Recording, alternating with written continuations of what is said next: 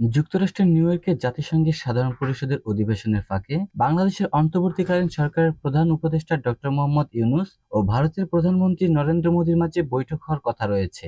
এই বৈঠক আয়োজনে নয়াদিল্লিকে প্রস্তাব দিয়েছে ঢাকা। শনিবার 7 সেপ্টেম্বর ভারতের ইংরেজি দৈনিক পত্রিকা হিন্দুস্তান টাইমসের এক প্রতিবেদনে এ তথ্য জানানো হয়। জানা যায়, চলতি মাসের শেষের দিকে নিউ ইয়র্কে বৈঠকটি করার প্রস্তাব করা হলেও ভারত এখন পর্যন্ত আনুষ্ঠানিকভাবে কিছুই জানায়নি। সূত্র বলছে, চলতি মাসের শেষের দিকে জাতিসংঘের সাধারণ পরিষদের অধিবেশনে অংশ নেওয়ার জন্য নিউ ইয়র্কে যাবেন ভারতের প্রধানমন্ত্রী নরেন্দ্র মোদী।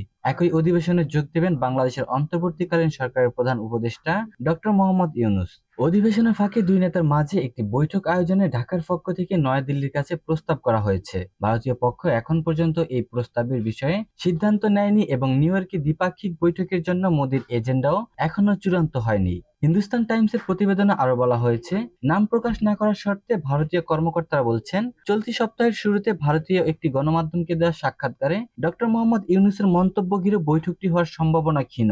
সাক্ষাৎকারে ভারতে পালিয়ে যাওয়া বাংলাদেশের সাবেক প্রধানমন্ত্রী শেখ হাসিনা সীমান্ত হত্যা এবং তিস্তার পানি বন্টন সহ বিভিন্ন ইস্যু নিয়ে কথা বলেছেন ইউনূস। এসব বিষয়ে বাংলাদেশের অন্তর্বর্তীকালীন সরকারের প্রধান এই উপদেষ্টার মন্তব্য ভালোভাবে নেয়নি নয়াদিল্লি। চলতি সপ্তাহে ভারতের রাষ্ট্রায়ত্ত বার্তা সংস্থা প্রেস ট্রাস্ট অব ইন্ডিয়াকে দেওয়া এক সাক্ষাৎকারে বাংলাদেশের চলমান পরিস্থিতি নিয়ে ভারতে পালিয়ে যাওয়া সাবেক প্রধানমন্ত্রী শেখ হাসিনা মন্তব্যের সমালোচনা করেন ডক্টর মোহাম্মদ ইউনূস।